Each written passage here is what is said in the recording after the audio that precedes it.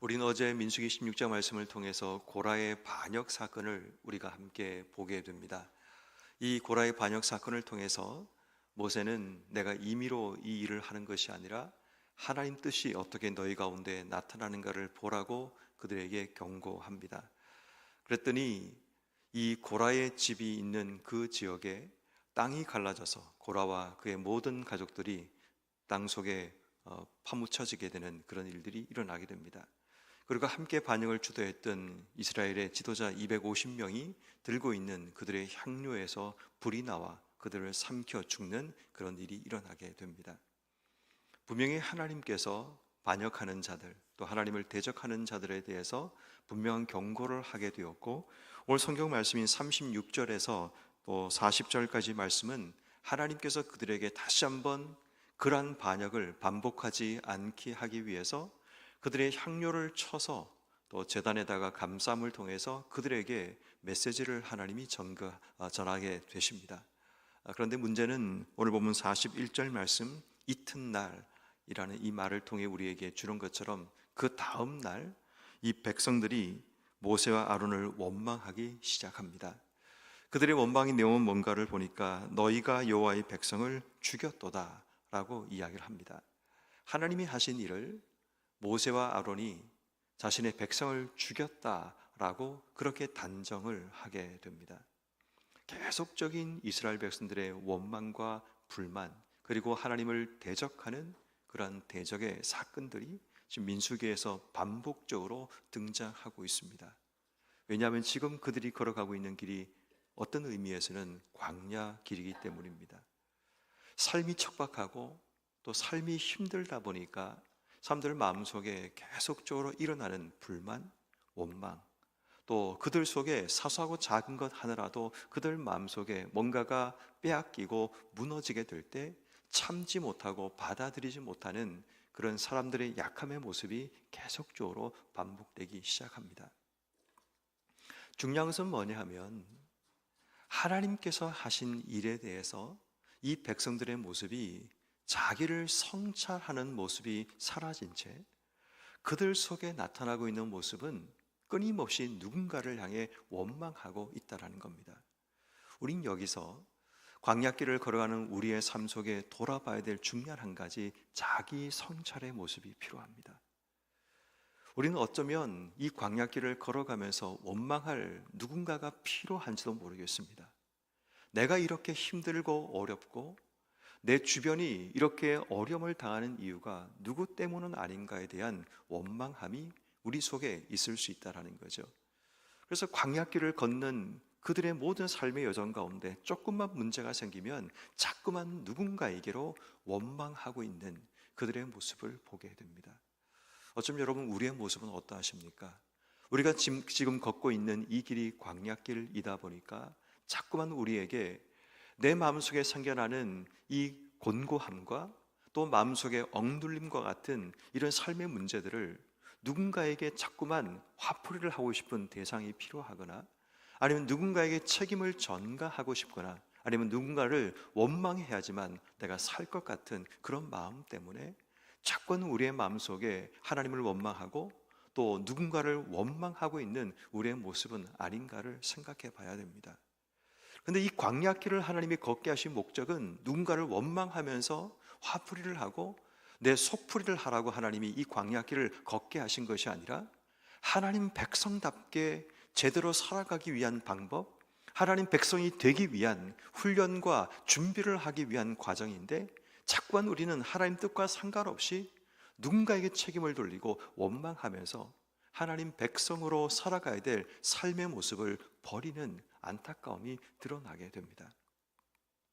특별히 자기를 성찰하지 못하면 나의 죄로 인해 내 속에 숨어있던 대적과 원망과 어쩌면 하나님을 우리가 대적하고 싶은 그 마음들이 고라를 통해서 나타나게 된 것인데, 그 사실을 깨닫지 못하다 보니까 자꾸만 모세를 원망하고 하나님을 원망하는 이 일이 일어나게 됩니다. 심지어는 오늘 본문 42절 말씀에 회중이 모여 모세와 아론을 칠 때에 라고 이야기를 합니다. 물론 여기서 말하는 치다라는 이 말이 칼을 들고 총을 들고 와서 그들을 때리거나 그들을 공격하다라는 것보다도 대적하다라는 의미로 이해하시는 게 맞습니다. 결국은 모세와 아론, 그들을 이끌어갈 지도자에 대해서 그들이 대적하고 그들을 치려고 하는 그런 상황이 일어나게 되자 하나님께서 이 일에 개입하시게 됩니다. 오늘 본문 43절 말씀에 모세와 아론이 회막 앞에 이름에 여호와께서 모세에게 말씀하시기를 너희는 이 회중에게서 떠나라 라고 말씀하십니다. 자, 우리가 이 떠나라는 말을 통해서 주목해야 될 한 가지는 어제 읽었던 민수기 16장 부분에도 하나님께서 떠나라 라는 말씀을 모세와 아론에게 하시고 또 이스라엘 회중들에게 떠나라고 말씀하십니다. 그 이후에 어떤 일이 벌어졌는가 하면 땅이 입을 열어 고라와 그의 모든 소유를 삼키는 일이 일어나게 됩니다. 다시 말해 하나님께서 떠나라는 이 말씀 가운데는 하나님의 진노가 시작된다는 그 의미가 있습니다. 자, 그런데 중요한 한 가지는 오늘 보면 45절 뒷부분에 보니까 그 두 사람이 엎드리다라고 얘기합니다. 떠나라라는 말은 어떤 의미에서 어제와 똑같은 땅이 갈라져서 그 사람을 삼킬 수 있는 그런 상황임에도 불구하고 모세와 아론은 도망치는 것이 아니라 바로 그 자리에 하나님께 엎드립니다. 그러자 하나님께서 다른 식의 징벌을 시작하시는데 오늘 보면 46절 이후에 보니까 하나님의 전염병이 그 땅 가운데 퍼져나가게 됩니다. 하나님께서 이제는 그 땅 가운데 백성들을 향한 하나님의 심판이 일어납니다. 지금까지는 모세가 아론이 하나님께 엎드림을 통해서 백성들 전체로 이런 하나님의 진노가 퍼져나가지 않도록 하나님께서 그들을 떠나시겠다라고 할 때도 그들이 하나님께 엎드림을 통해 하나님을 멈추어 세우기도 했고 또 하나님께서 그들을 멸하시겠다 할 때도 하나님 한 사람만 멸하면 되지 왜 전체를 멸하십니까? 라고 이야기하면서 계속 하나님께서 하실 일들을 막아섰는데 이제 하나님이 참지 않으시는 겁니다. 이제는 백성 가운데로 하나님의 진노와 심판이 시작되는 안타깝고 무서운 일이 일어나게 됩니다. 계속적으로 하나님께서는 참으셨는데 바로 이 사건에서는 하나님께서 드디어 백성들을 향해 진노하기 시작하고 그 전염병이 백성들 사이로 퍼져나가기 시작합니다. 그 사실을 깨달았던 모세가 아론에게 급하게 명령을 합니다. 46절 말씀, 너는 향료를 가져다가 제단에 불을 그것에 담고 향을 피워 가지고 급히 회중에게로 가서 그들을 속죄하라. 연병이 시작되었다라고 얘기합니다. 지금 모세와 아론은 지금 하나님의 진노가 시작되었고 다급함을 느끼게 됩니다. 지금 그들이 달리지 않으면, 그들이 급히 뭔가를 하지 않으면 이 회중들이 전멸할 수도 있다라는 그 두려움과 그 공포가 그들 속에 밀려오게 됩니다. 그래서 여러분 그 다음 절 말씀을 보십시오. 47절 말씀에 아론이 모세의 명령을 따라 향로를 가지고 회중에게로 달려간즉, 지금 모세가 급히라는 말과 아론이 달려갔다라는 이 말, 이제는 나이가 어느 정도 차 있는 그들의 삶이 달려갈 만큼 체력이 없을 수도 있지만 지금 이 간절하고 절박한 상황 가운데 그들이 달려가야 하는 그런 상황이 벌어지고 만 겁니다. 그리고 그들이 달려가서 백성을 위해서 속죄하게 되었는데 48절, 죽은 자와 산 자 사이에 그들이 섰을 때 연병이 그치니라. 자, 이 표현 자체를 잘 보시게 되면 죽은 자와 산 자 사이라는 표현을 보셔야 됩니다. 무슨 말인가 하면 그들이 달려가는 동안에도 이 전염병이 그들보다 빨리 퍼져나감을 통해 수많은 사람이 죽어갑니다. 그렇지만 아직 살아있는 자가 있을 때 아론이 그들 앞에 서는 겁니다. 다시 말해 그 전염병이 지나가면 아론도 죽고 다 죽는 겁니다. 바로 죽은 살아있는 자들 앞에 서서 하나님 지나가시려면 나를 죽이고 지나가라는 그런 의미가 됩니다. 죽은 자와 산 자 사이에 서서 이제 살아있는 자 하나님 살려달라고 아론이 그 향로를 들고 서 있게 되자 하나님께서 멈추어 서게 됩니다. 자신의 생명을 걸고 자신을 치려고 하는 백성들을 위해 섰던 이 아론과 모세의 모습을 우린 발견하게 됩니다. 그리고 그 뒤에 보니까 49절, 고라의 일로 죽은 자 외에 연병에 죽은 자가 14,700명이었더라. 14,700명이 바로 이 짧은 시간에 하나님의 전염병에 이 재앙을 통해 죽음을 당하는 일들이 일어나게 됩니다. 자, 성도 여러분, 우리가 걸어가는 광야길에 우리에게 수많은 사건이 일어날 수 있습니다. 근데 우리에게 하나님께서 광야길을 걷게 하신 진짜 목적은 하나님 백성답게 우리를 살게 하기 위한 목적입니다. 근데 그 사실을 깨닫지 못하고 자신을 돌아보지 못하면 우린 자꾸만 세상 가운데서 누군가를 원망하며 또 누군가를 비난하며 내 마음속에 자꾸만 독을 품고 인생의 삶을 살아가게 됩니다. 내 속에 독을 품고 있으면 누군가에게 그 독을 뱉는 순간 누군가도 죽이지만 나도 점점 죽어가게 된다는 겁니다. 그러므로 여러분, 오늘 우리는 이 광야길을 걸어가면서 주시는 하나님의 교훈의 말씀 몇 가지를 우린 반드시 기억해야 됩니다. 이것은 내가 살기 위한 방법입니다. 그 첫 번째는 자기 성찰의 눈을 먼저 가져야 합니다. 나를 돌아보지 않으면 우린 자꾸만 우리의 시선이 누군가를 향하게 되고 누군가를 원망하게 되고 누군가를 비난하게 됩니다. 다시 말해 지금 그들 가운데 일어나고 있는 이 고라의 사건은 어떤 의미에서 고라라는 대표자를 통해 또 향료에서 불이 나와 죽었던 250명의 지도자는 백성들을 대표하는 사람들입니다. 이 말은 바꾸어 얘기하면 백성들의 마음이 하나님을 대적했다는 것을 의미하는 겁니다. 근데 자신을 돌아보지 못하다 보니까 지금 내 옆에 일어나는 사건만 집중하게 됩니다. 우리의 죄로 인해서 우리의 하나님을 대적했던 그 대적함 때문에 지금 누군가가 죽었다면 나도 저럴 수 있다는 생각을 가지고 하나님 앞에 근신하고 엎드리는 것이 제대로 된 우리의 모습이지만 자신을 돌아보지 못하니까 또다시 하나님이 하신 일을 통해서 불만이 생기고 원망이 생기고 또 다른 하나님을 향한 대적함이 생겨나게 됩니다. 여러분, 우리는 우리를 얼마나 돌아보고 계십니까? 이 돌아본다는 말 속에 내가 하고 있는 일의 정당함이라는 것을 내려놔야 됩니다. 여러분, 우리가 지금 품고 있는 정의라는 것을 내려놓지 않으면 하나님의 의가 우리 속에 세워지지 않습니다. 내 의가 강하면 결국 내 의를 기준으로 원망과 불만거리가 되는 겁니다.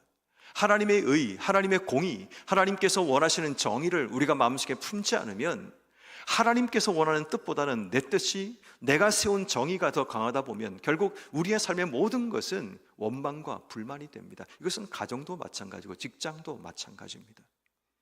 여러분, 우리의 모든 삶의 자리에서 지금 내가 세우고 있는 의라는 기준을 내려놓고 나를 돌아보는 기준이 필요합니다. 나를 돌아봐야지만 하나님 마음이 알게 되고 나를 살리신 주의 뜻을 알게 되는 겁니다. 그런데 그것을 알지 못하면 우린 계속적인 원망을 통해 점점 자신의 영혼을 갉아먹고 자신의 영혼을 병들게 하는 그런 삶이 반복되게 됩니다. 그러므로 여러분, 오늘 이 새벽에 하나님께 기도할 때 하나님, 나를 돌아보는 눈을 내게 허락하셔서 지금도 가족을 원망하고 누군가를 원망하며 살고 있는 우리 속에 있는 그 독을 품고 사는 우리의 삶이라면 이 독을 완전히 빼내고 주님 앞에 엎드리고 주의 뜻이 뭔가를 찾을 수 있는 우리가 되게 해주시기를 기도하는 것, 이것이 첫 번째 우리가 해야 될 부분입니다.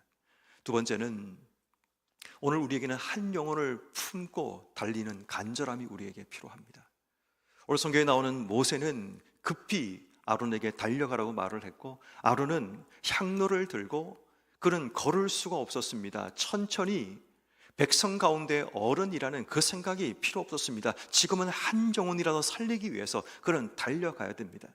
숨이 차오르고 죽을 것 같더라도 그가 달리지 않으면 또 다른 누군가가, 더 많은 자가 죽을 수밖에 없기에 그 간절함을 가지고 달려가는 자가 지도자여야 되고 그것이 바로 성도여야 하는 겁니다. 한 영혼을 살리기 위해 달리지 않으면 오늘 지금 이 순간에도 나보다 먼저 달리는 사탄의 그 계략에 의해서 수많은 영혼들이 지금도 연병에 죽어갈 수밖에 없다는 사실을 기억해야 합니다. 그렇게 여러분, 오늘 우리에게 한 영혼을 바라보는 간절함, 그 마음을 우리에게 주시기를 기도해야 됩니다. 모세와 아론은 자신을 치려고 하는 자들을 위해 그들은 달려갑니다. 참 이것이 아이러니하고 어려운 부분이죠. 나를 치려고 하는 자들, 하나님께서 심판하기를 원하는 마음이 왜 우리 속에 없겠습니까? 그렇지만 그럼에도 불구하고 우리가 해야 될 중요한 한 가지는 하나님이 나를 이 백성을 이끌라고 세우신 그 자리에 서 있다면 우리가 반드시 기억해야 될 한 가지는 이들 또한 내가 품고 가야 될 자라는 거죠.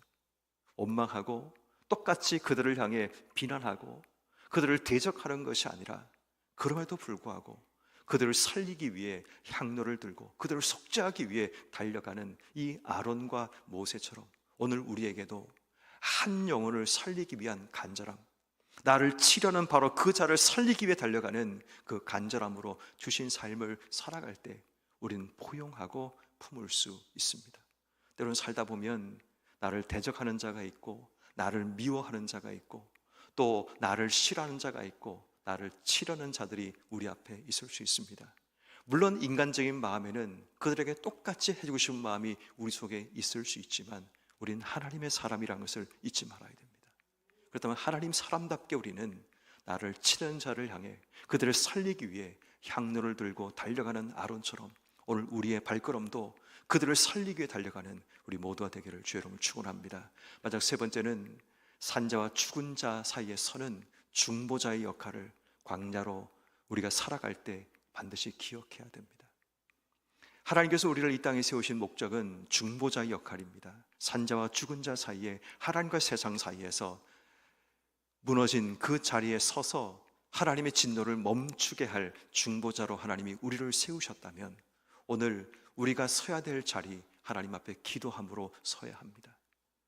내가 서지 않으면 하나님의 계속적인 돌진으로 인해 수많은 영혼들이 죽게 된다면 하나님, 내가 선 곳에 내가 하나님과 세상 사이에 중보자로 서게 해주시기를, 내가 가로막아 서고 기도하는 바로 그 자리에서 하나님의 멈추심의 역사가 일어나게 해주시기를, 지금도 하나님의 진노가 이 땅 가운데 우리가 사는 쌍 가운데 임하고 있다면 오늘도 내가 일하는 직장에서 내가 걸어가는 그 삶의 자리 가운데 하나님 나를 통해 막아주시고 멈춰주시는 하나님 역사가 일어나기를, 오늘도 내가 중보자로 하나님과 쌍 사이에 그 역할을 감당하는 우리가 되기 위해서 기도해야 됩니다. 더 중요한 것은 우리의 교회가 그 역할을 감당해야 됩니다.